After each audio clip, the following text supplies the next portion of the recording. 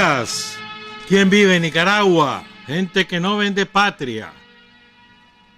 Hoy es miércoles 9 de junio de 2021.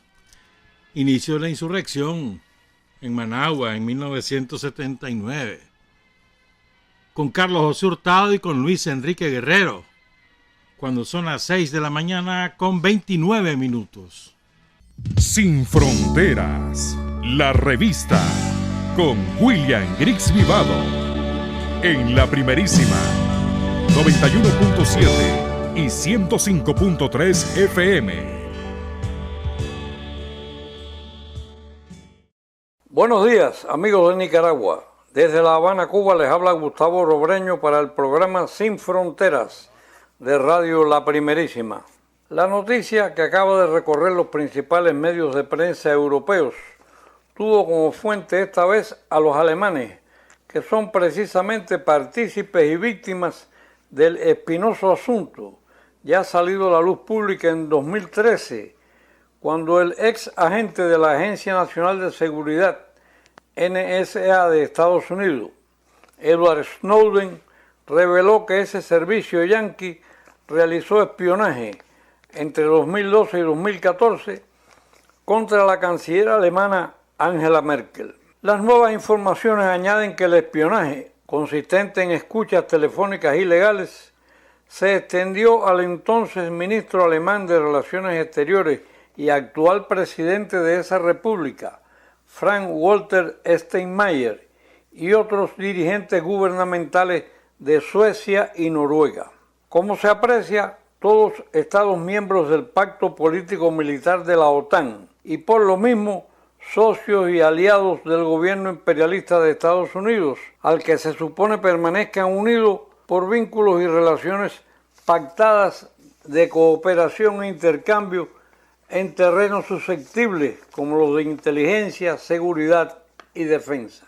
Un nuevo elemento salido a la luz en esta ocasión es que el Servicio de Inteligencia de Dinamarca, otro aliado de la OTAN, cooperó con Washington en la sucia e ilegal labor contra sus supuestos socios y que el gobierno danés estaba al tanto de lo ocurrido. Todo confirma las palabras de la canciller Angela Merkel en aquellos momentos cuando calificó a Washington como un aliado poco confiable.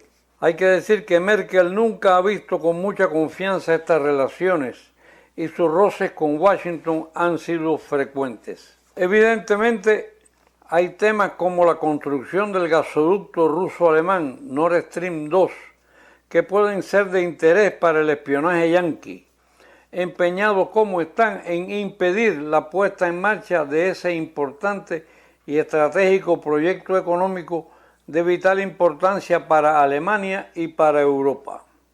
¿En qué medida y hasta dónde explotará esta bomba en el seno de la OTAN? Es poco predecible hasta el momento, aunque ya Alemania ha presentado protesta formal y ha pedido explicaciones a estos aliados poco confiables que no respetan a nadie y se sienten por encima de la soberanía y la integridad de cualquier otra nación del mundo. Alemania, que los ha acompañado en algunas de estas aventuras, deberá saberlo bien.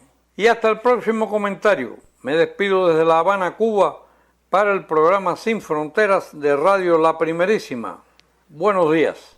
Buenos días, Gustavo. Buenos días, Adriana, desde La Habana, Cuba. Muchas cosas, ¿verdad? Hoy. El operativo Danto en pleno zafarrancho de combate. Pero antes, vamos a hablar de eso, claro que sí. Pero antes algunas otras cosas, rapiditas. La primera, bueno, un saludo a quienes nos están pidiendo. Aquí hay un compañero que se fue a vivir a España y ya se va a casar en uno de estos días, que es Winston López. Y saludos también a Félix Andrade, otro estudiante nicaragüense en España. Bueno. Y mañana es el aniversario de una chavalita, una ciputita, 14, 15 años tenía, la Lupita Camacho, que allá por el lado del Cortijo, aquí por el Lindavista, ahí cayó en combate la chavalita. Mañana la va a recordar la unidad de Victoria Electoral que lleva su nombre de esa zona de Managua. Saludos a los compañeros. Saludos también a la familia, especialmente a su hijo de Héctor Luis Vilche Flores, conocido como Cachupín, cuyo nombre real era Marcos Luis, pero Héctor adoptó como nombre propio porque era su seudónimo. Hoy es el aniversario de su secuestro y asesinato allá en La Dalia, compañero oficial de la seguridad del Estado cuyo trabajo era recopilar información sobre las actividades mercenarias en aquella zona campesina. Honor y gloria a Héctor Luis y a Lupita Camacho. Agradecemos al mayor retirado Carlos Cuadra Montalbán, que nos ha hecho llegar un ejemplar de su libro Puños de Acero. Lo vamos a tratar de leer un día de estos, a ver, con tanto pegue, a ver si tenemos tiempo.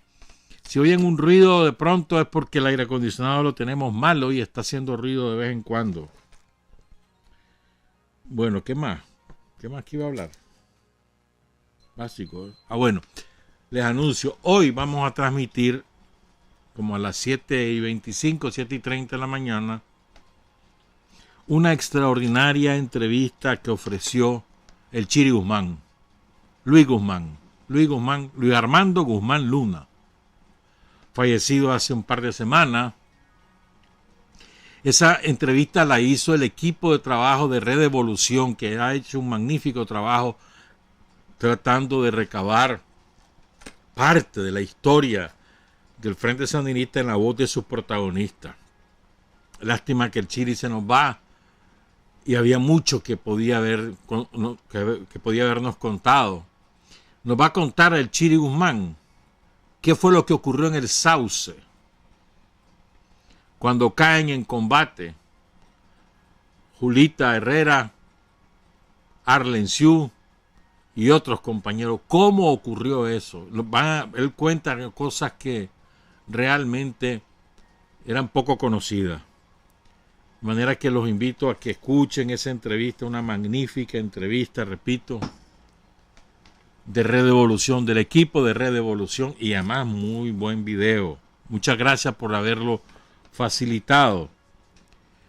Vamos a hablar del Perú también en un rato más. Ya ganó el profesor Pedro Castillo, ya eso es irreversible. Es una gran noticia, pero ya vamos a hablar de eso. Vamos a empezar con lo que está ocurriendo. El operativo Danto 21 en pleno zafarrancho de combate. Esa es la mejor descripción. Daniel tuvo una enorme paciencia. ¿Qué corona la paciencia de Daniel? Que todos estos cabrones estaban cabildeando para que Nicaragua sufriera represalias del gobierno de Estados Unidos por tener un comportamiento soberano. Ese es el fondo del asunto. Aquí no se trata de que si vas a ser candidato o querés ser candidato, o que si sos opositor al Frente Sandinista y a Daniel, no. Pueden serlo las veces que quieran, de la manera que quieran, pero hay una raya, hay un límite que vos no podés cruzar ni en Nicaragua ni en ningún país del mundo. Y esa línea se llama la intervención extranjera. Vos no podés cruzar esa línea. Cruzás esa línea para pedir intervención extranjera que resuelvan los asuntos de tu país y sos un traidor aquí y en cualquier parte del mundo. ¿Verdad? Y peor de la manera que lo están haciendo, que es para hacer sufrir al pueblo de Nicaragua. Ellos están pidiendo que los yanquis tomen represalias contra el gobierno democráticamente electo que ejerce una política soberana e independiente. Están pidiendo que lo castiguen por eso, ¿verdad? Y que además hagan sufrir al pueblo de Nicaragua por haberlo elegido y por haber resistido estos 3 años de embate furioso de la contrarrevolución. Y eso es lo que andan haciendo, lo que andaban haciendo por la vía de correos electrónicos, llamadas de Zoom, visita a determinados personeros locales coordinación con la CIA, aquí en Nicaragua con la estación de la CIA, documentos elaborados. ¿Verdad? Eso es lo que andan haciendo los chamorros, los chamorros, y no solo hablo de dos, hablo de otros, los chamorros, los Aguerri, los Maradiaga, narcotraficante, paramilitar, y la señora Granera, claro que sí, Mascruz, que vino orgulloso, él vino orgulloso de haber cabildeado para que castigaran al pueblo de Nicaragua, y después habla de que tiene amor por Nicaragua, y después tiene la osadía de decir que todo lo hace por el pueblo de Nicaragua, y lo quiere hacer sufrir, y además apocalíptico, es como sopilote anunciando, como aquellos sopilotes. Vos sabés que cuando los sopilotes van a gran altura y van en una dirección es porque se van alejando de la tormenta. Él se va alejando de la tormenta, pero le advierte a la gente, ya viene hoy, te vas a sufrir. Y el sopilote se va alejando, así es. Bueno, entonces estos sopilotes van a sufrirla en la cárcel. Esto no ha terminado, compañeras y compañeros. Lejos está de terminar. El operativo está empezando. Y falta gente. Claro que sí. Falta gente. Poco a poco. Paso a paso. Ayer fue repentino lo de Chamorro, Aguerri y la Granera, porque ellos tenían sus propios planes de salir en guinda, ¿me entendés? Con la complicidad de algunos de los magnates. Los magnates también están en capilla, están advertidos. El hecho que sean millonarios no los exime de ser ciudadanos y de cumplir con la ley. La ley es pareja. El que traiciona a la patria debe pagar por su delito. O sea, es un delito la traición a la patria. Te voy a citar un ejemplo. ¿Cuántos disquespías han detenido los yanquis porque sacaban información para llevársela a los soviéticos en su momento, a los rusos ahora, a los chinos o a cualquier país? Los capturan, los juzgan por traición y los condenan a cadena perpetua y a veces a muerte. Por traición, por sacar información. ¿Cuánto y más? Si esa gente, si Estados Unidos descubriera que hay una organización cualquier organización, que recibe financiamiento externo para organizar motines, para organizar manifestaciones o para influir en elecciones, todos estarían en capilla siendo juzgados por traidores. Miren el escándalo que hicieron cuando ganó Trump en el año 2016. El escándalo que hicieron diciendo que había sido Rusia la que había llevado a Trump a las elecciones, al triunfo electoral. Nunca lo probaron porque no hay manera de probar eso, pues.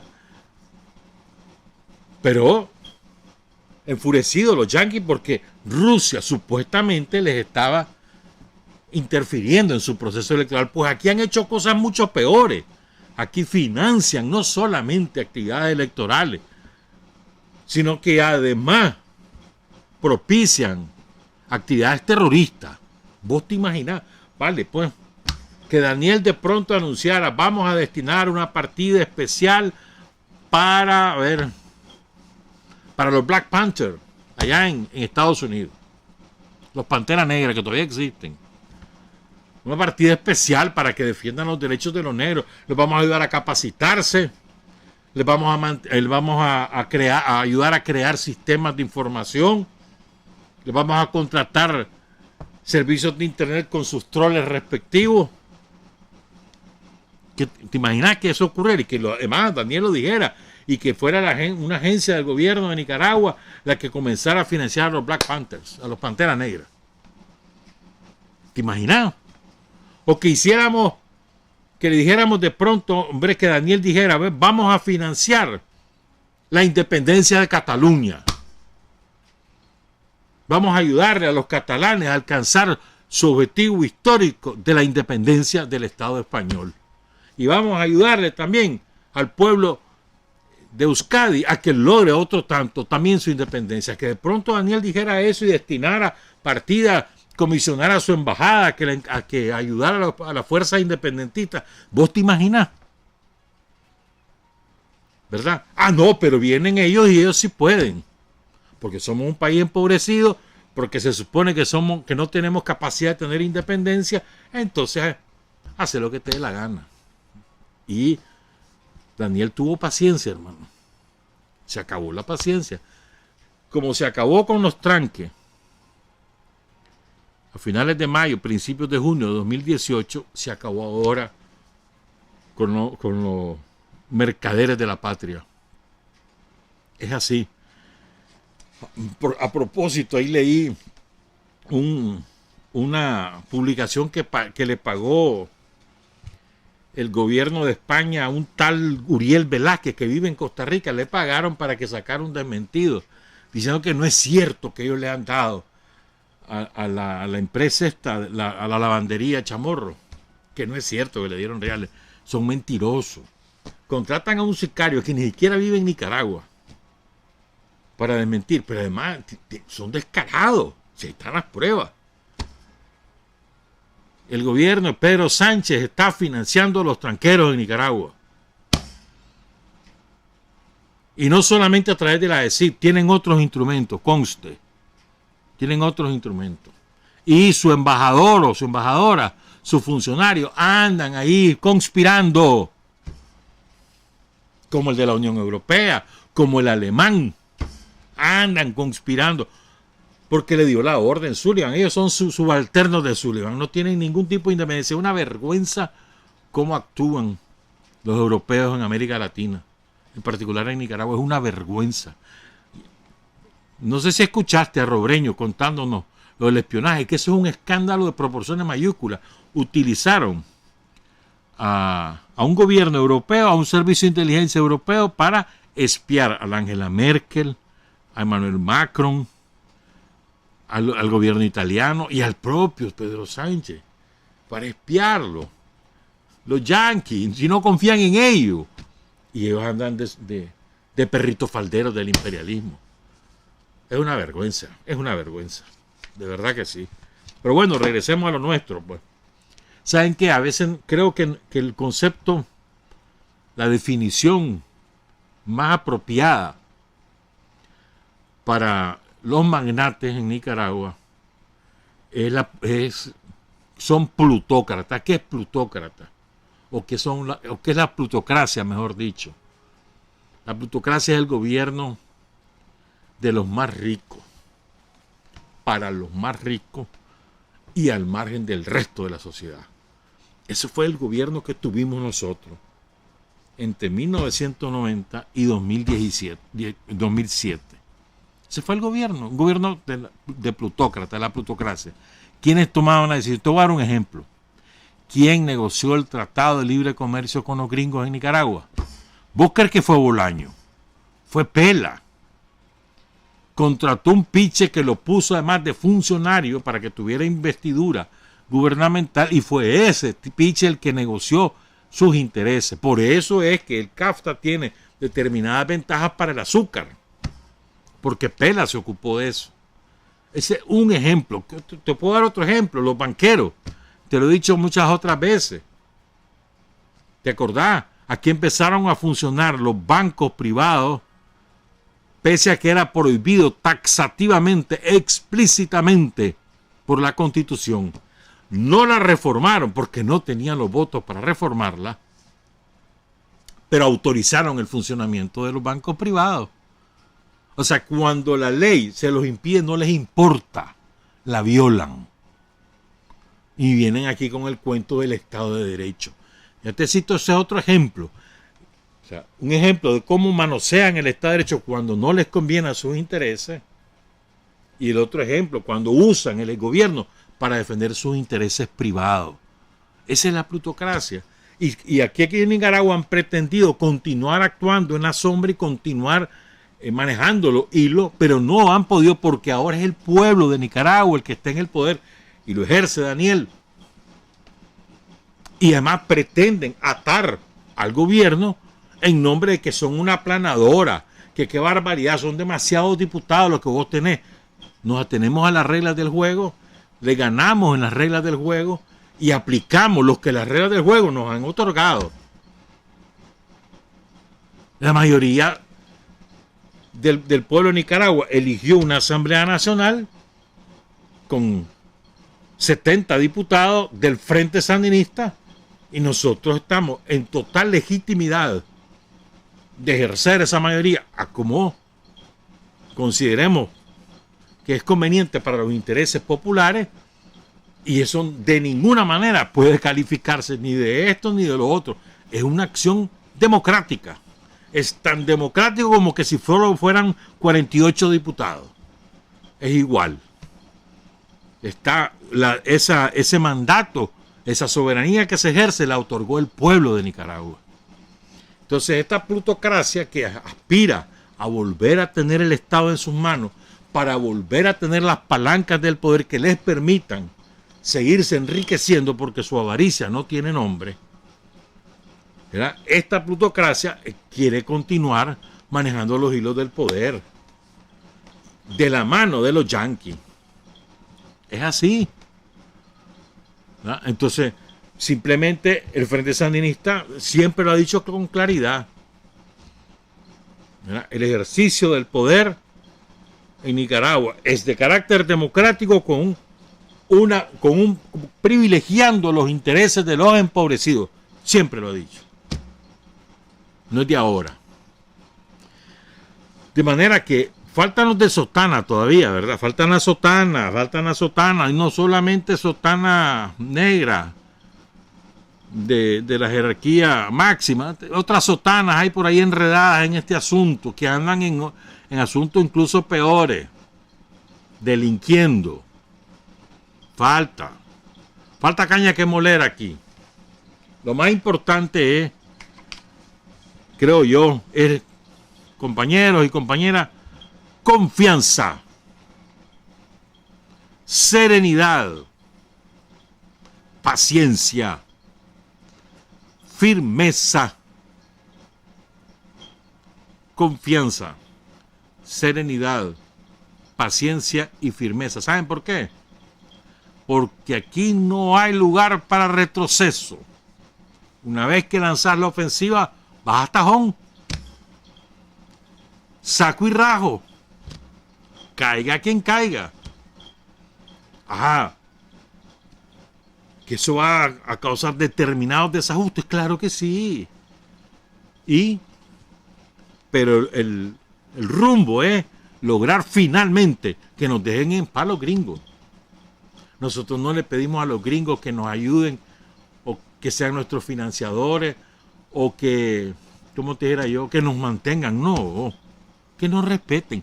Solamente que nos respeten. Los gringos y los europeos. Respeto a la soberanía, a la independencia, al ordenamiento político, al ordenamiento jurídico del Estado de Nicaragua. Respeto, nada más. Con solo que nos respeten, saquen sus garras intervencionistas del país y dejen que nosotros hagamos lo que convenga al país. Lo dirimimos en elecciones justas, pero no pueden haber elecciones justas cuando hay una injerencia extranjera. No son justas. Vámonos, de igual a igual. Vámonos, sin injerencia extranjera, sin financiamiento externo, sin organización de actos terroristas, porque los estaban preparando. Así como cayeron, estos son los cabecillas de la banda traidora. Esta es la banda traidora. La banda, como decía Daniel, los patricidas, Sandino. Sandino le llamaba los patricidas, no solamente peleles y vendepatrias. A mí el término que más me gusta que usaba Sandino es patricida, matapatria. Entonces, la banda de los patricidas estaba encabezada por esto y hay otros que faltan. Hay algunos ahí que alguna vez fueron militares, generales. Hay algunos ahí que tienen unos negocios oscuros, que allá andan soltando realitos, generalitos que fueron, soldaditos de plomo, que creyeron que después de lo que hicieron en el 2018 ya se replegaron, pues ya quedaron, que ya están indemnes. No. Porque como siguieron en su plan, claro, ahora hay atrasito, pero manejando hilos por aquí, manejando hilos por allá, hablando con aquí, hablando por allá, y creen que uno es baboso. Esos soldaditos también. Paciencia, confianza, paciencia, serenidad y firmeza. No hay que irse para atrás. Una vez que lanzas la ofensiva, que te vas a estar aguantando, te lo voy a poner de otra manera. ¿Vos crees que en el operativo Danto del año 1988, vos crees que en ese operativo los compañeros que participaron, que fueron miles, dudaban de las órdenes? O decían, Chocho, no, eso no hagamos eso, no. ¿O no? Matar o morir, así fue. Matar o morir. Y les metimos una paliza de Padre y Señor mío. Destruimos su capacidad operativa y se acabó la contra como alternativa de poder en Nicaragua. Ese fue el operativo Danto. Ahora se trata de destruir la capacidad patricida de esta banda mafiosa. No es posible. O sea, las leyes no están simplemente de adorno, no se aprobaron por una razón, de propaganda o de demagógica, no, hermano.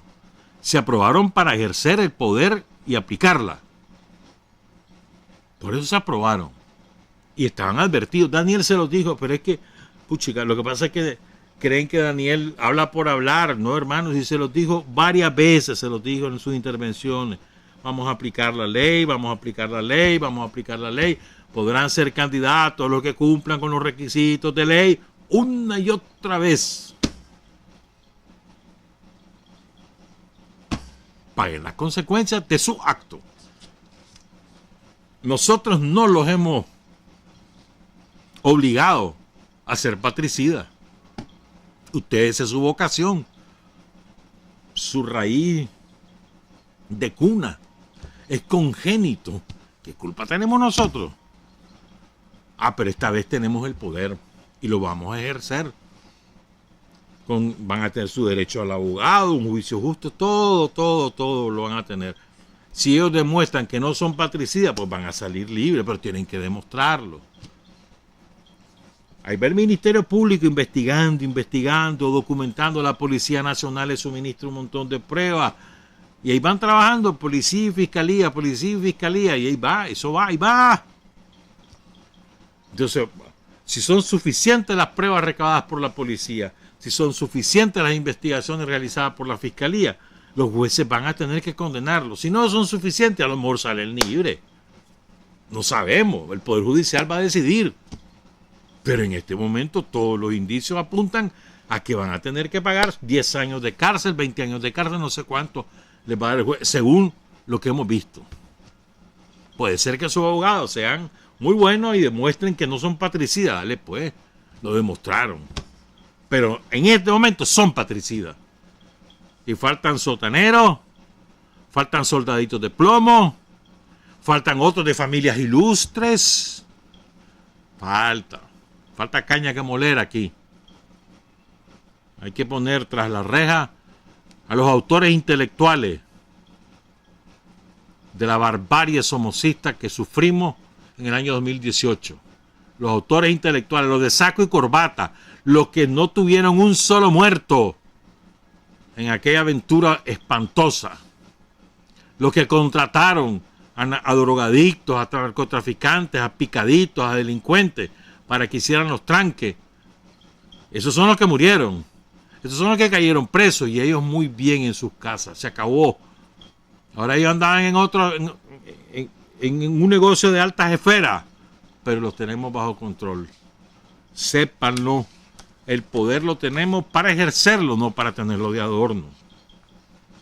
Y entre tanto, el gobierno haciendo miles de obras por todos lados. Todos los días se inauguran aquí cosas. Que escuelas, que centros de salud, que equipamiento, que apertura de áreas recreativas, que becas para todo el chavalero, que nuevas carreras. Todos los días del mundo.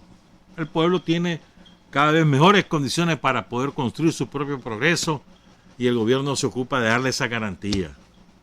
Y vamos a impedir que otros, que los plutócratas, quieran entorpecer el progreso de la mayoría de la población. Ya regresamos, son las 7:07.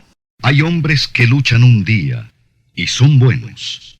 Hay hombres que luchan un año y son mejores.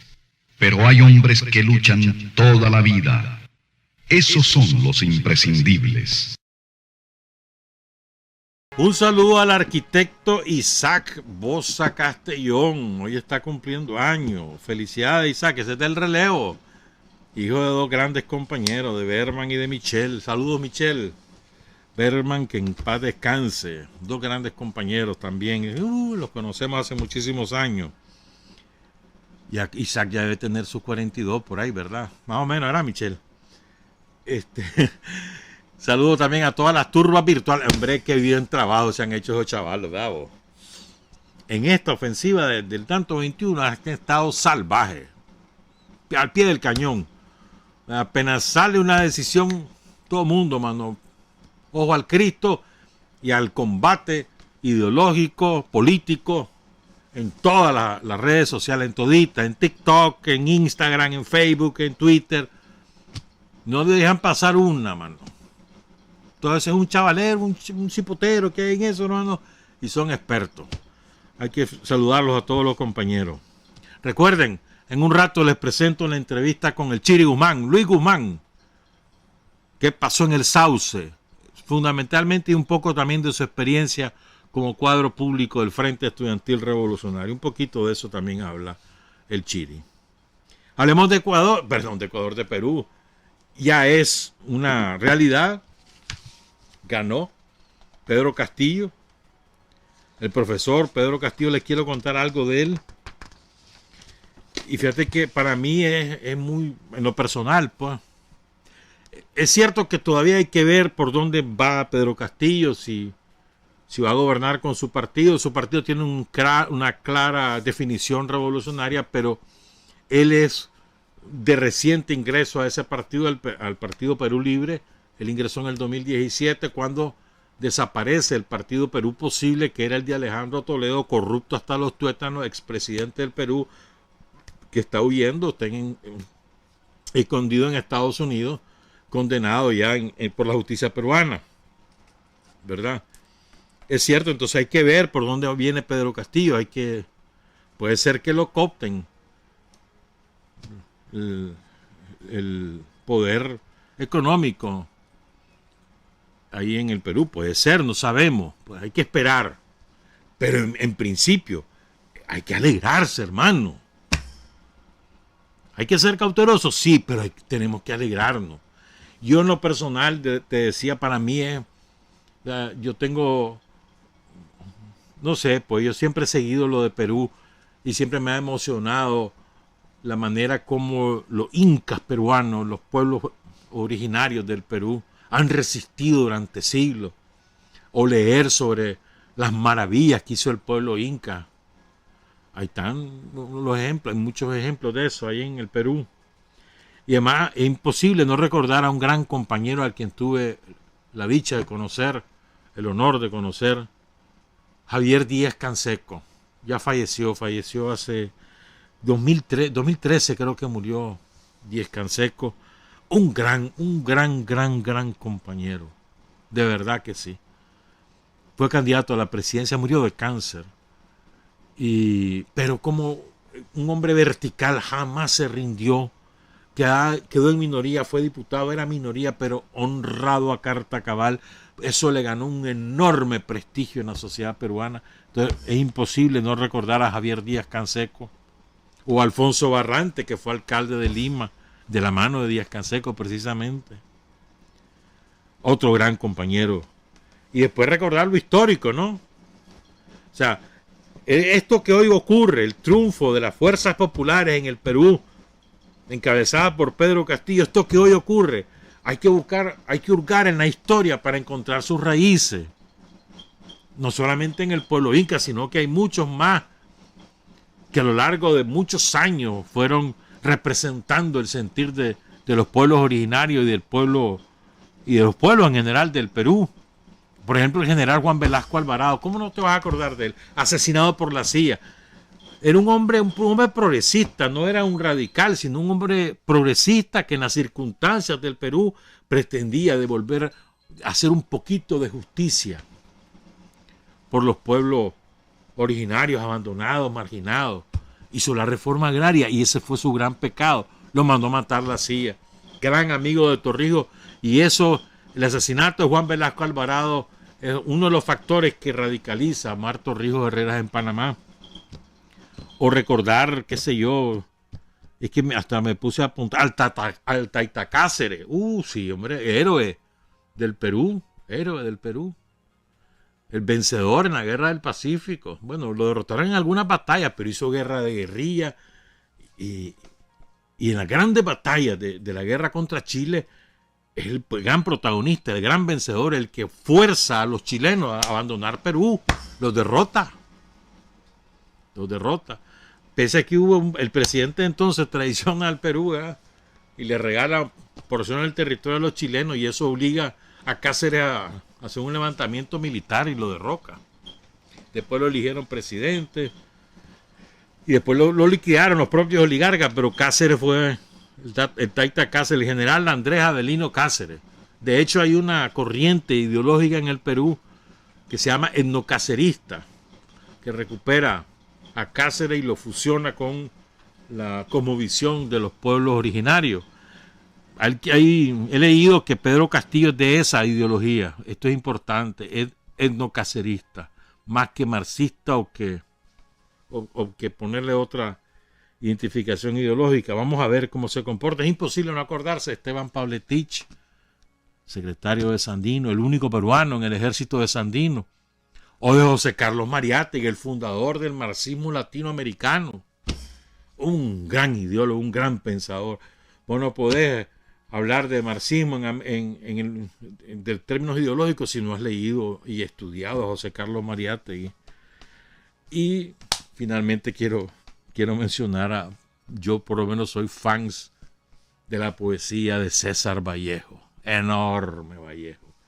El gran poeta peruano, el mejor poeta peruano de la historia y uno de los grandes, después de Darío el más grande. Es posmodernista, o sea, empezó siendo un poquito modernista, pero después hizo su propia senda. Murió en Francia hace muchísimos años, con los heraldos negros. Hay golpes en la vida tan fuertes, yo no sé. Golpes como el odio de Dios, como si ante ellos la resaca de todo lo sufrido se emposara en el alma. Hay golpes en la vida tan fuertes, yo no sé. Esa es una maravilla, pero como ese hay tantos poemas de ese hombre. Entonces hablo todo eso porque es emocionante lo que ocurrió en el Perú. ¿Cuál es el origen de tanta emoción? Hombre, porque ¿quién decía hace 4 meses que existía esa posibilidad? Nadie. Si el Opus Dei parecía que iba en carrera a tomar el poder otra vez en el Perú, Pedro Castillo ni siquiera parecía como posible contendiente en segunda vuelta, nada. 8% lo más que sacaba en algunas encuestas. Y en cuestión de un mes, 6 semanas, ese hombre pasó a la segunda vuelta sobre la base de su carisma, pero sobre todo sobre la base de las propuestas elaboradas por su partido, Perú Libre, que es totalmente identificado como comunista. Ese es su partido, el partido que lo propone, perdón. También él es militante, ¿verdad? Es decir, el liderazgo, el carisma que él tiene, porque tiene gran carisma, además su manera de ser, él viene de abajo. maestro rural, en un pueblecito ahí que queda como a 1000 kilómetros de Lima, hacia el norte, al pie de los Andes, no es propiamente los Andes, más o menos en la sierra, pues. De ahí viene. Indio peruano. Hay una foto muy bonita que la tomaron el domingo. Él antes de ir a votar desayunó con su papá y su mamá. Preciosa esa foto. Y hay otra foto donde sale con toda la familia. Ahí está su esposa, etcétera. O sea, pero eso también llega, ¿no? Ese hombre no se avergüenza de su familia. Su papá era mediero, es decir, fíjate bien, esto es importante porque explica la condición de clase de Pedro Castillo. Es decir, su papá le alquilaba tierras a un terrateniente, así vivían. Es una zona donde se producen sobre todo frutas, muchas frutas, zapote y otras cosas parecidas. Y entonces, ¿cómo él obtiene su tierra? En la reforma agraria del general Juan Velasco Alvarado. Ahí cambia la vida de ellos. Son 9 chavalos los que tuvo. Pedro Castillo nació en el 69, precisamente en la época en que recibe la tierra, su papá. Quiero dar los nombres del papá y la mamá. El papá se llama Ireño Castillo Núñez y la mamá se llama Mavila Terrones Guevara. Bonito, es bonita esa historia. Por eso, pero te digo, es bonito. Bueno, hay razones para creer en Pedro Castillo, pero hay que ser prudentes. No vaya a ser que nos pase lo que ya nos pasó en otras cosas. En Perú mismo con Fujimori. Fujimori llega al poder con un discurso antineoliberal y por eso le gana a Vargas Llosa. Se suponía que eran las antípodas. ¿Y qué va a hacer? Te quiero contar 2 cosas de la Keiko Fujimori. Bueno, ¿por qué digo que ya ganó, hombre? Porque ya está en el... Espérame, yo tengo aquí el último cuadro. Que ahí lo tenemos en imagen, por cierto. Solo falta contar el 0.205% de las actas. Son 177 las que faltan. Ya todas las actas del extranjero fueron contabilizadas. No hay manera que la Fujimori pueda alcanzarlo, ya no hay forma. Las que faltan son de las zonas más remotas del Perú y ahí ganó Pedro Castillo por más del 80%. Así que no hay manera. La diferencia son 71,000 votos, es menos del 0,5%, el 0,41%, y podemos declarar que ya es. Falta que la Junta Electoral, el Tribunal Electoral, determine qué hacer con las actas impugnadas, que son 1,260. Hay que ver. Digo, nunca hay que descartar nada, pero en este momento es triunfador. Hoy hay una movilización en Lima convocada por la organización de Pedro Castillo de todo el Perú. Van a bajar los indios. Hay un racismo en ese Perú, hermano.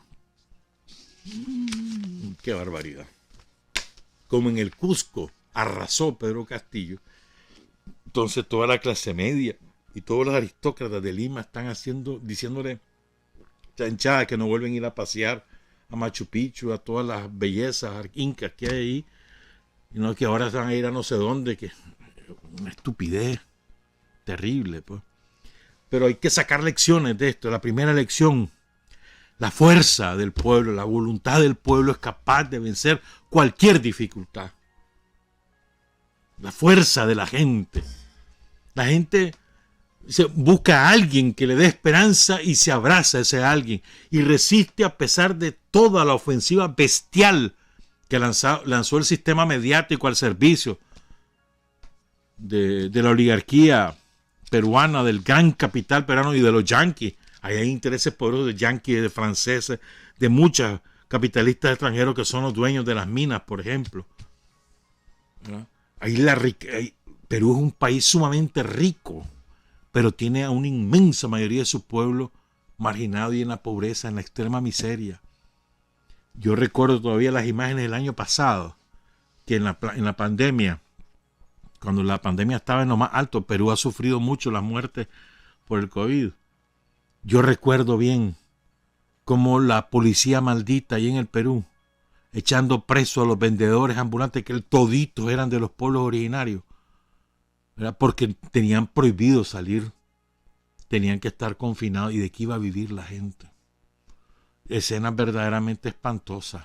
Las pobres mujeres con sus naguas apaleadas, botadas a sus ventas y presas.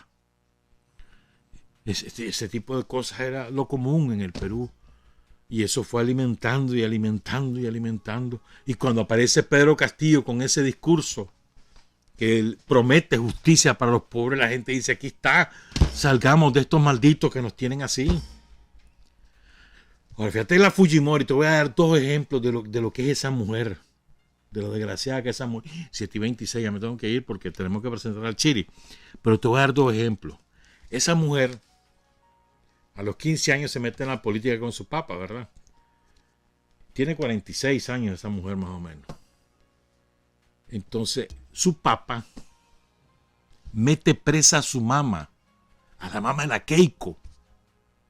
La mete presa porque la mamá de la Keiko revela que hay corrupción en el gobierno de su marido. No solo la mete presa, la tortura, la manda a los sótanos de casa presidencial. Y Montesinos, que era su jefe de seguridad, Vladimir Montesinos se encarga personalmente de torturarla. De torturar a la mamá de la Keiko. Y la Keiko le valió riata. Y defendió a su papá. Su papá robó y robó y robó. Te cuento la segunda, que es poco conocida. Eso está en un libro que se publicó en el 2000, lo publicó un cura. Fíjate bien, este cura descubre una ruina inca maravillosa que nadie las conocía, en donde además hay muchos objetos de oro. Entonces, como el cura no tenía posibilidad, ¿y dónde va a sacar el cura para hacer la investigación arqueológica y todo lo demás? Entonces, en un momento, en un acto que hubo ahí en los 90, que llegó Fujimori, él logra acercarse a Fujimori, le entrega la documentación y le dice que haga el proyecto para recuperar eso y tener toda la ciudadela inca que se había descubierto. Pasó, nunca hubo más noticias, pasaron los años. ¿Y qué fue lo que ocurrió? Eso lo cuenta ese cura, no me acuerdo el nombre. ¿Sabe lo que ocurrió? Fujimori, y la Keiko se encarga del operativo. Fujimori le da la responsabilidad a la Keiko. Y utilizando los helicópteros de la Fuerza Aérea, saquearon todo el oro del sitio arqueológico y se lo llevaron a Japón. Gran parte de la fortuna de los Fujimori proviene de eso. Así de corruptos son, pero es que como eso tiene 30 causas abiertas la Keiko Fujimori, va a ir presa. El juez el viernes pasado ratificó que el proceso judicial contra la Keiko está vigente. Y ahora viene eso. Pero cómo es de rancia la oligarquía y los yanquis, cómo odian al pueblo, que prefirieron respaldar a semejante mujer, ¿verdad? Y apoyarla con todo lo fierro, tratando de demoler la candidatura de Pedro Castillo, ¿verdad? Prefirieron eso, prefirieron a esa corrupta con tal de impedir que el pueblo peruano acceda al poder político. Es impresionante. Esa es la doble moral. Y hay Vargas Llosa que dijo que cualquier cosa menos que la Keiko Fujimori en las elecciones de 2006, que la criminal, que la representante de la dictadura, la sangrienta, que no sé qué, que no sé cuánto, y hoy en día haciéndole propaganda a la Fujimori. Miren cómo es la oligarquía, cómo es la plutocracia. De manera que estamos contentos con este triunfo. Ojalá, bueno, les digo, Vladimir Cerrón tiene una posición clarísima. Vladimir Cerrón es el principal dirigente del Partido Perú Libre. Él publicó en la página web de ese partido un artículo bonito, chiquito. Lo peor que pudo haber hecho sobre política internacional, escuchen esto. Dice Vladimir Cerrón, por cierto, Vladimir Cerrón es un médico cirujano, es neurocirujano, o sea, no crean que es cualquier, no, es como Pedro, que lo ponen un ignorante, no hermano, no solo es maestro graduado, sino que además tiene un máster en psicología, Pedro Castillo. Y Vladimir Cerrón es médico cirujano, especialista en neurocirugía, máster en neurociencia, fue presidente de la Asamblea Nacional de Gobiernos Regionales, fue gobernador de Junín, y es el secretario general del partido Perú Libre. Entonces este hombre dice lo siguiente, para que tengamos esperanza en la política internacional. Lo peor que pudo haber hecho el Estado peruano contra la salud política de Latinoamérica es haber obrado como peón austral de la potencia del norte, promoviendo el Grupo de Lima, que en realidad es el Grupo de Washington. América Latina está atravesando una lucha de posiciones hace décadas, en la que muchos países han decidido girar a la izquierda política, logrando grandes avances. Si bien es cierto que no se ha declarado un bloque político-económico, sí mantienen una relación de cooperación saludable. Este incipiente campo socialista latinoamericano, entre los que destacan México, Nicaragua, Bolivia, Argentina, Venezuela, y decía en aquel momento él, esto fue antes de las elecciones de Ecuador, sumado a los triunfos cantados de Ecuador y Brasil, que en Ecuador perdimos pero por Correa, pero bueno, eso es harina de otro costal, ¿verdad? Todo eso, dice, ¿verdad?, nos debe hacer pisar tierra firme en este 2021 como lo hiciera Colón, dice, en 1492. Todo este esquema nos obliga a abrir y mantener buenas relaciones con el campo socialista de nuestro continente si queremos revertir totalmente la pandemia y reactivar nuestra economía. Esta es la premisa que hace imperiosa la necesidad de que el Perú salga del Grupo de Lima y mejore sus relaciones de cooperación justa con los países mencionados: México, Nicaragua, México, Bolivia, Argentina, Venezuela. Vladimir Cerrón, ojalá que nos nombren el canciller de este gobierno. Nos vamos a ir entonces con la entrevista a Luis Guzmán, que repito, la hizo el equipo de Red Evolución, no Red Revolución, Red Evolución, magnífico equipo de trabajo de solo chavalos, que le hicieron a Luis Armando Guzmán Luna a propósito de la caída de Julia Herrera de Pomares y de Arlencio. Entonces él cuenta cómo fue ese evento y de paso cuenta las circunstancias, cómo él pasa la clandestinidad y demás. Ahí van a escuchar algunas cosas nuevas para la mayoría de mi generación, son cosas que poco se han divulgado. Si nos pasamos del tiempo, disculpa a los compañeros de MEFCA que entran a las 8, pero creo que vamos a terminar cabal. Escuchemos entonces a Luis Armando Guzmán Luna. En mi caso particular, a Julia yo la conocí en el Sauce. Ya ella formaba parte de una célula que estaba integrada por 3 compañeros. Óscar Morazán de León, un obrero de León, su seudónimo era Germán. Él era el responsable de esa pequeña célula. El otro integrante es el compañero Marcio Jaén. No sé si ustedes tienen conocimiento, pero Marcio fue por un buen tiempo el compañero en aislamiento de Tomás Borges en la cárcel Modelo. Muchacho joven, estudiante de la secundaria de León también. Y Julia ya venía de mucho tiempo atrás vinculada al frente en El Viejo, que es de donde ella es originaria. Es donde ella en su temprana juventud conoce al comandante Pomares y forman una relación de pareja, de quien tienen 2 hijos, una hija que murió muy tempranamente y el varón que en paz descanse también ya, ¿verdad? El caso de Germancito. Entonces, ella, su labor principal en su primera etapa la desarrolló en El Viejo, ¿verdad? En la zona rural del Viejo, haciendo labor con el campesinado en el sector del campo del Viejo. Puedo decirles que el comandante Juan José Úbeda, que también está acá con nosotros trabajando en INICER, fue su responsable. Él fue el responsable. Él fue su responsable.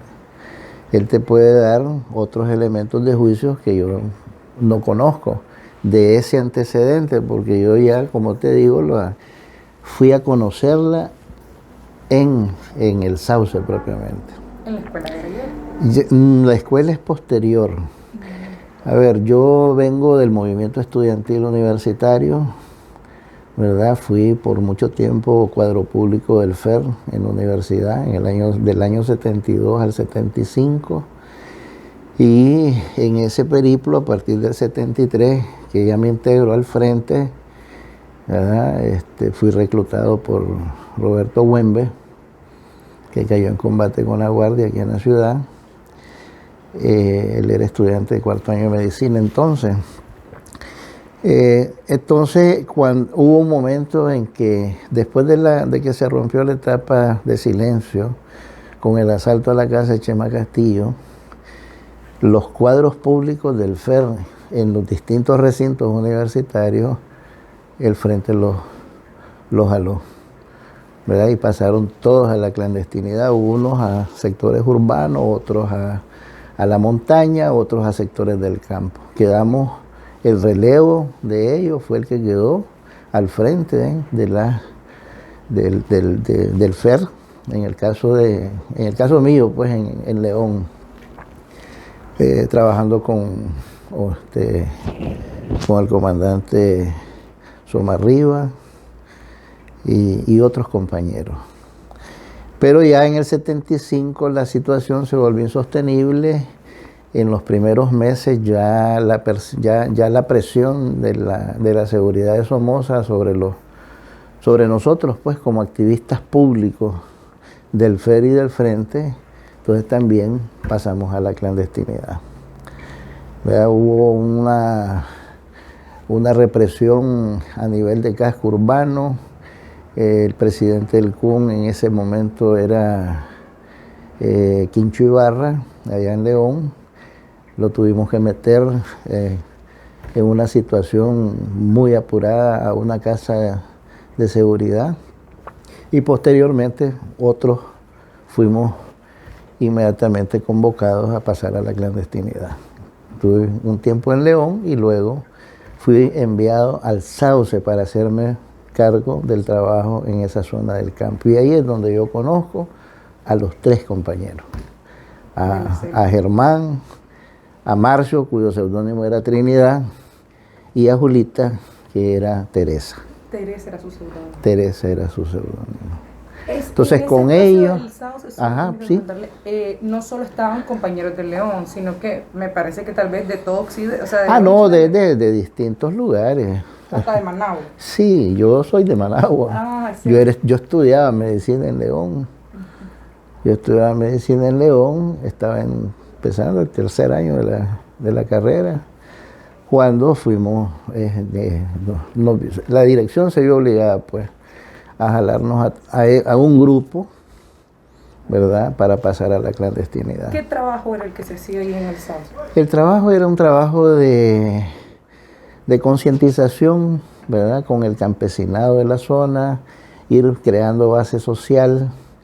Nosotros en el Sauce éramos como un punto intermedio para que se abasteciera a otras zonas rurales más en la profundidad del país, particularmente Estelí, ¿verdad? Y entonces éramos ruta de tránsito para meter habituallamiento, ¿verdad?, alimento y otras cosas, pues, municiones, armamento ligero, ¿verdad?, que iba destinado a las estructuras militares que tenía el frente en la zona de Estelí, que estaban en ese momento bajo la responsabilidad del comandante Bayardo Arce, Clemente, que era el seudónimo de Bayardo.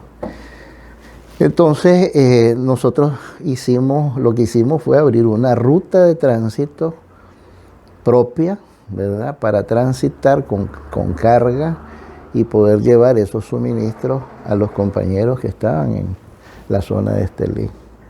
Entonces nos abastecían de León y nosotros metíamos esos suministros a pie desde donde estábamos en el Sauce, en la montañita, hasta el departamento de Estelí.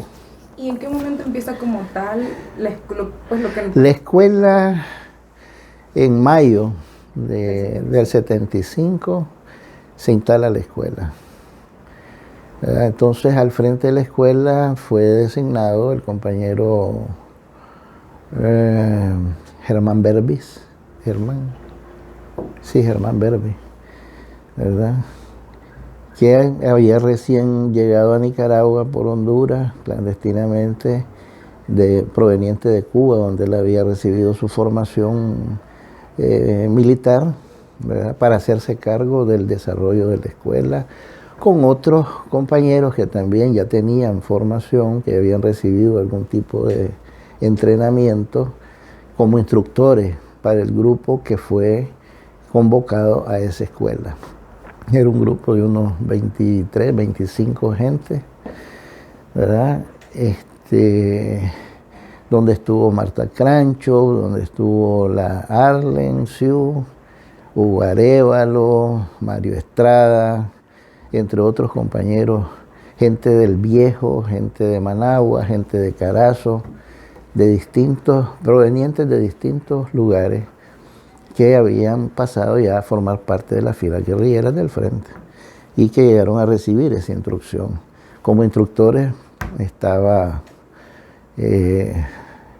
el ahora ya general fallecido Roberto Calderón, que había recién ingresado también de Cuba por Honduras, ¿verdad?, y él se desempeñaba como uno de los instructores de la escuela.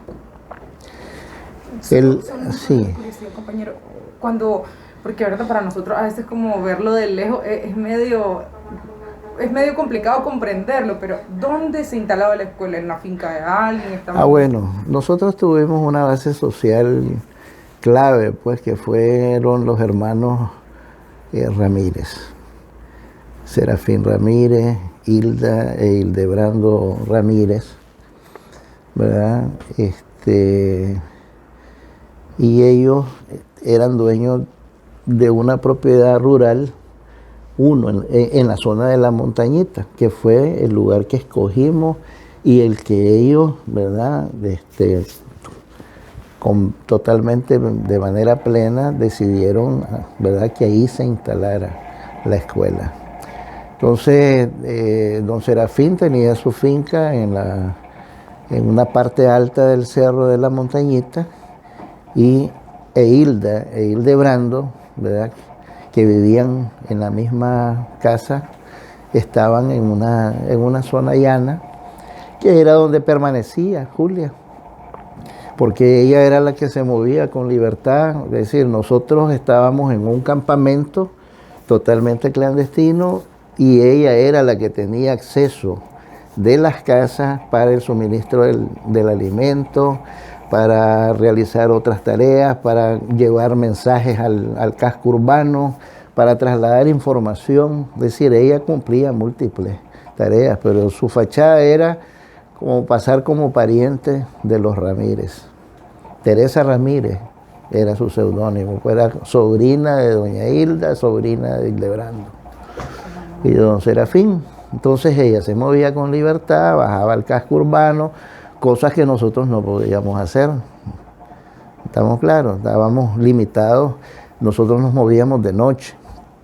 Las visitas a los campesinos eran de noche. Entonces, a través de esta misma relación, fuimos contactando a otros campesinos de la zona con los que nos reuníamos de noche a conversar, ¿verdad?, a hablar sobre la situación que se vivía en Nicaragua, el hecho de cómo se comportaba la dictadura, la situación de pobreza a la que estaban sometidos en esa etapa, ¿verdad?, y lo que nosotros proponíamos como Frente Sandinista para lograr, ¿verdad?, el derrocamiento de la dictadura. En eso consistió esencialmente nuestro trabajo. Entonces nos desplazábamos de noche. Igual cuando teníamos que mover provisiones hacia la zona de Estelí, era tarde-noche que salíamos, se caminaba de noche, se descansaba un poco de día y al atardecer hasta llegar a destino a entregar esa provisión. Era parte de nuestra responsabilidad. ¿Cómo cuántos kilómetros caminaban? Bueno, ese tramo creo que lleva un poco más de 50 kilómetros. De donde estábamos hacia la zona, tal vez unos 40 y tantos kilómetros, donde teníamos el punto de contacto con la columna que manejaba el comandante Arce. Cuando la Guardia descubre La descubre por una denuncia. Entre los participantes de la escuela, hubo dos muchachos se desertaron de la escuela. Ellos eran del viejo, eran los más jovencitos. El más joven de ellos podía tener unos 15 años y salieron de noche. Nosotros lo descubrimos al amanecer porque no estaban en sus hamacas.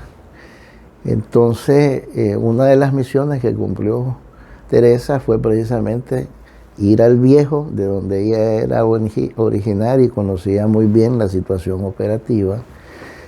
No obstante que en el viejo ella era reconocida como activista del frente, pues con los cuidados debidos y con algún tipo de fachada y protección, ¿verdad? La mandamos a dar aviso a la estructura departamental, regional del frente, ¿verdad? De que se habían desertado estas dos personas y que había que ver qué medidas de precaución se podían tomar. Entonces, uno de estos muchachos, el menor, la mamá, lo obligó a presentarse, lo llevó al comando de la guardia somocista para que dijera, ¿verdad?, cómo había sido, que lo habían levantado, que lo habían llevado, ¿verdad?, con quiénes había estado y a dónde. Él es el que da la denuncia. En teoría se supone que la estructura del frente, ¿verdad?, esto en off, porque la idea era, no, para ustedes. Es decir, nosotros lo mandamos a controlar, ¿verdad?, precisamente para que estos no denunciaran absolutamente nada. Era todo lo contrario, ¿me entiendes? Ponerlos en control. Permiso. Ay, disculpa. Voy a dejar todo. Tranquilo. Entonces, pero eso no ocurrió. Había un miembro de la Dirección Nacional, ¿cómo que se llama? Plutarco Elías Sancho, que era de origen costarricense y que llegó a ser miembro de la Dirección Nacional en esa etapa. Y en la él ya había estado presente, había llegado a hacer una supervisión a la montañita cuando se instaló la escuela y era conocedor, ¿verdad?, de quienes habían llegado enviados para la escuela del departamento de Chinandega, algunos del viejo, otros del Sauce, de otros del Sauce también habían mandado, no, del Sauce no, perdón, de Santa Rosa habían mandado a alguien, y particularmente de los municipios de Chinandega, que habían enviado a varios a pasar el curso de la escuela. Entonces, después recibimos una comunicación, días más tarde, en la que nos decían que no nos preocupáramos, que ya estas personas estaban bajo control, ¿verdad? Lo cual, después la vida nos evidenció que no era cierto. Porque fue por ahí, precisamente, que la guardia se entera, ¿verdad?, cuando la madre de lleva al cipote a que denuncie, a que hable. Y por eso es que de repente a nosotros nos sorprende que llega la guardia, ¿verdad? Estábamos ahí, entonces Gilberto Rostrán Berbi, perdón, corrijo el nombre, Gilberto Rostrán Berbi, que era el jefe de la escuela, me dice, hombre, como vos sos conocedor de León, móvete para León, porque hay que dar aviso para ver de qué manera, mientras nosotros nos desplazamos en sentido contrario, buscando la Reinaga, y en un punto de carretera donde puedan enviar algún vehículo para ir extrayendo a la gente y poder, ¿verdad?, evitar que la guardia, pues en la persecución, pudiera diezmar la columna. Y él es el que se va con la columna, donde van, entre otras, ¿verdad?, la Arlencita, la Tere, ¿verdad?, Marta Reyes, una compañera bajita, ¿verdad?, Marta Reyes, que también cae en los combates con la guardia en la zona de la Reinaga, que es donde se da el principal enfrentamiento, varios lograron evadir el cerco militar de la Guardia y se lograron reportar a las estructuras.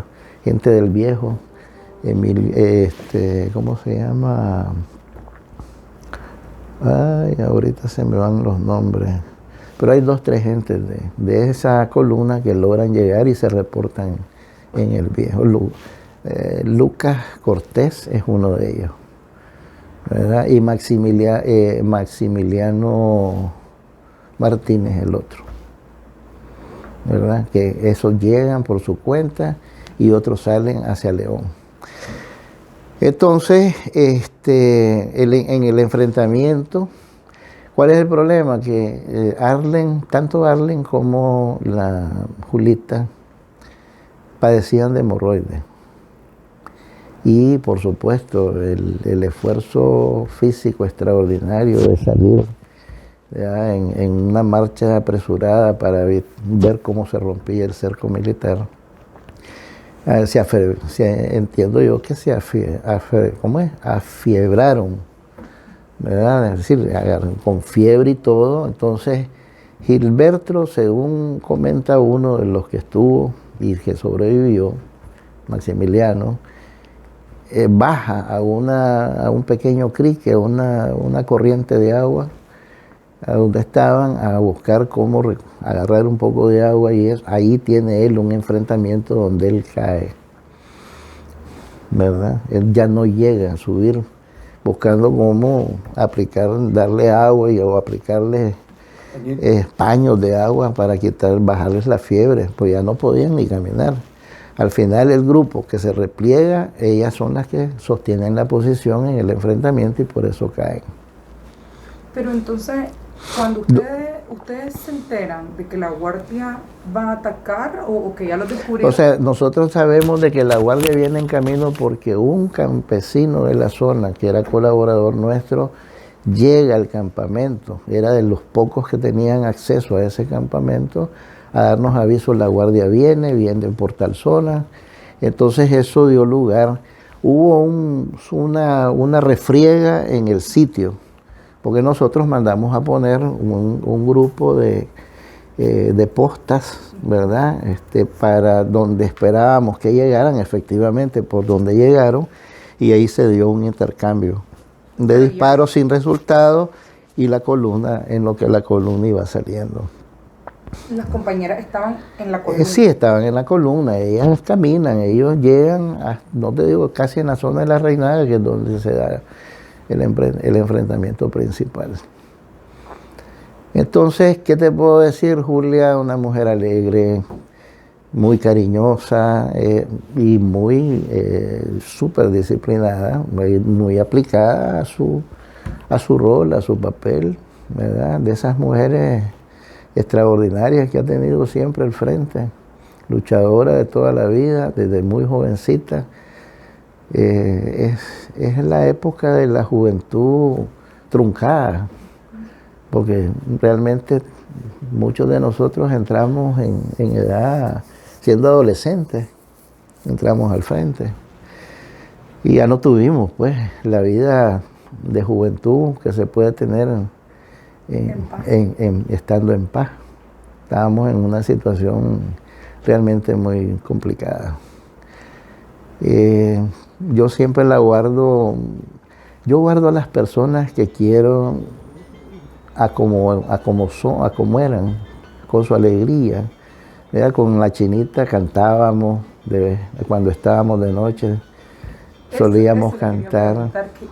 ¿Cómo era la convivencia? La convivencia muy, muy linda, pues, y la verdad es que son sueños compartidos de gente que vienen de distintos sectores, de distintos segmentos de población, que nos juntamos, ¿verdad? Que con un sueño y que íbamos empujando juntos, ¿verdad? Sabiendo de que la vida era la que estaba expuesta, porque esas eran las circunstancias históricas que nos tocó vivir. Y había que vivirlo con plenitud, pues. ¿Y usted qué edad tenía? Yo cumplí 21 años estando ahí en el Sauce, antes de caer preso. A raíz de eso es que en el repliegue Juan y Leónidas Espinosa Ramírez, que eran sobrinos de los señores Ramírez, ¿verdad? Eran mis compañeros de ruta y fuimos capturados los tres a la salida de Santa Rosa del Peñón. Pues nosotros llegamos a Santa Rosa de noche y yo percibí que el ambiente era demasiado tenso.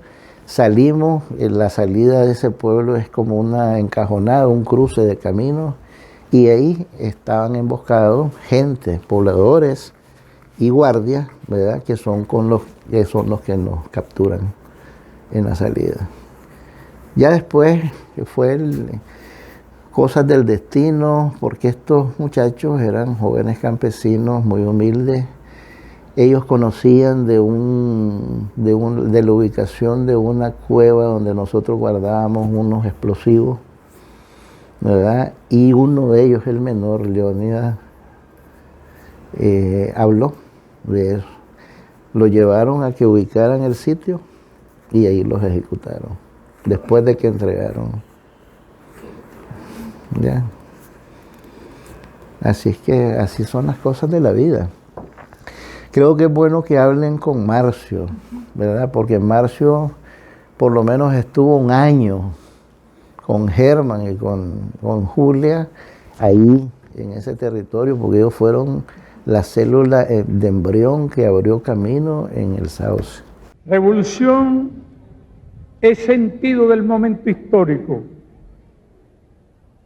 es cambiar todo lo que debe ser cambiado, es igualdad y libertad plenas, es ser tratado y tratar a los demás como seres humanos, es emanciparnos por nosotros mismos y con nuestros propios esfuerzos, es desafiar poderosas fuerzas dominantes dentro y fuera del ámbito social y nacional, es defender valores en los que se cree al precio de cualquier sacrificio, es modestia, desinterés, altruismo, solidaridad y heroísmo, es no mentir jamás ni violar principios éticos, es convicción profunda de que no existe fuerza en el mundo capaz de aplastar la fuerza de la verdad y las ideas. Revolución es unidad, es independencia, es luchar por nuestro sueño de justicia para Cuba y para el mundo, que es la base de nuestro patriotismo, nuestro socialismo y nuestro internacionalismo.